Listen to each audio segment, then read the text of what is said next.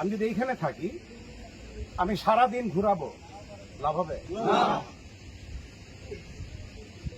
এইরকম সারাদিন যদি এরকম করি কোনো লাভ হবে? কোনো কারা থেকে এবং বক্সারের মধ্যে পার্থক্য সেইখানেই। আমি পার্থক্য আপনাকে বোঝাতে পারলাম। কিকের জন্য আমি একটা জিনিস সবসময় মাথায়, একটা সবাইকে মাথা রাখতে দিই, একদম আমি পেনশনে সবাইকে একটা জিনিস দেখিয়ে দিই, দেখবেন যেটা একদম আমার কতটুকু সত্যি। বিকজ একটা মানুষকে যদি আপনি মারতে হয়, যারা বক্সিং করে তাদের প্রতি সম্মান রেখে দিই। আমাকে যদি যারা শুধু বক্সিং এক্সপার্ট, যারা শুধু হাত যারা ঘোষাঘুষি জানে, আমি এখানে বসে তাকে মারতে পারবো? আমার এইখানে আসলে পর তাকে পাঁচ মারা সম্ভব, রাইট? আমি যদি এইখানে থাকি, আমি সারাদিন ঘুরাবো, লাভ হবে?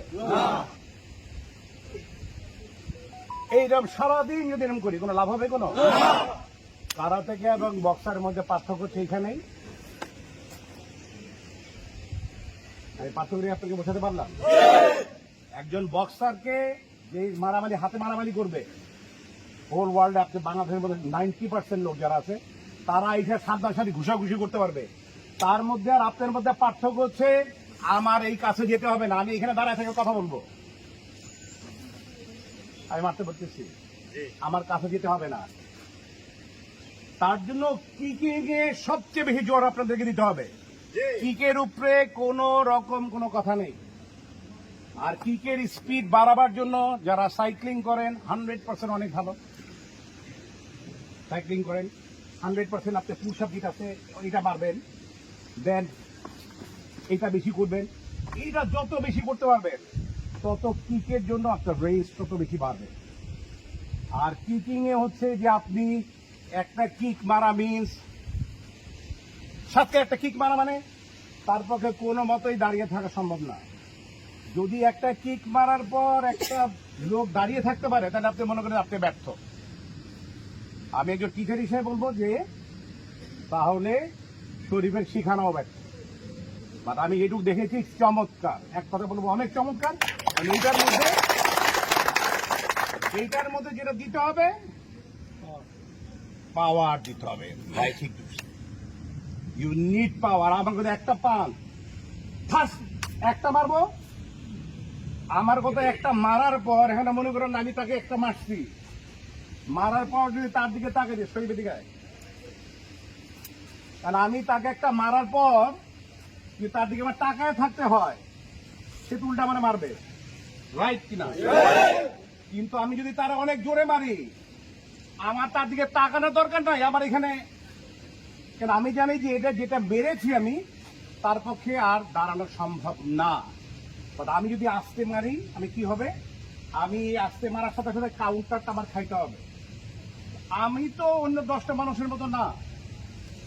আপনি কি অন্য 10জন মানুষের মতো? No. একজন কারাতেকা অন্য যে কোনো একটা মানুষের চেয়ে সে একদম আলাদা।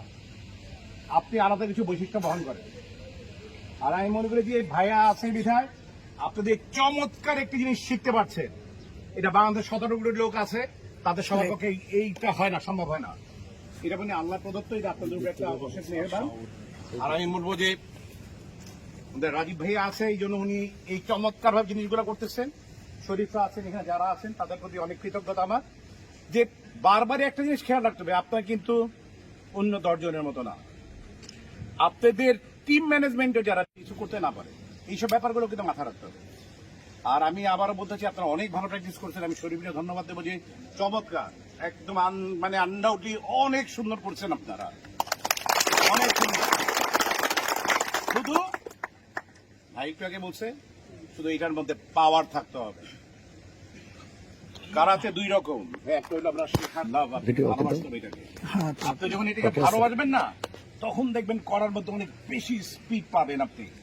মানে আমার কথা হচ্ছে যে আমি একটা পাঞ্চ মারছি, আমি 100% এটা মারার সাথে সাথে সাথে এটা লাগার সাথে সাথে এইটা আমার এইটা লাগার সাথে সাথে আমি যদি চান্স করি এটা মারতেছি, ডাউন করে যদি আমি উপরে মারি, আমার এলবোর কাজ সবচেয়ে বেশি ইফেক্টিভ। এটা ও করাইছে, আমি দেখছি এলবোর এটা সবচেয়ে বেশি ইফেক্টিভ। কেন একটা মানুষকে যদি মারতে চান বেশি, আপনি সিঙ্গেল পালসের পরে যখনই এটা মারবেন, এটা ঠিক এই কোনো জায়গায় লাগবে, এখানে লাগুক, এখানে লাগুক, সাথে সাথে সে পড়ে যাবে। এবং এইটাকে হার্ড করার জন্য কি করতে হবে আপনাকে? আমি ওই যে রাজীব ভাইকে বলে দিবেন, ভাইয়া ওই যে ওদের স্যান্ড ব্যাগের ব্যবস্থা করবেন। রাইট, স্যান্ড ব্যাগের যদি ব্যবস্থা করেন, স্যান্ড ব্যাগে কিন্তু আপনাকে এটা মারতে হবে বেশি। কিন্তু এইটা স্যান্ড ব্যাগে মারা মিন্স যে জায়গায় পড়বে সেই জায়গায় ঢেকে দেবে। আর এটা যে তার জন্য স্যান্ড ব্যাগ মাস্ট। কেন আপনি যদি স্যান্ড ব্যাগে না মারেন তাহলে আপনার ওয়েটটা বুঝতে পারবেন না, পরে অন্য জায়গায় মারতে গেলে দেখেন দিকে হাতে ব্যথা পেলেন। আর স্যান্ড ব্যাগে মারতে মারতে যখন আপনি একদম হাত অনেক পাকাপোক্ত হয়, তখন আপনি যে কোনো জায়গায় মানে সেখানে গুলি হয়ে যাবে। আর আপনাদের এখানে সবচেয়ে বড় কথা হচ্ছে আপনারা যারা শিরিক, এটা নিশ্চয়ই মানুষকে আদর করার জন্য না, ঠিক কিনা?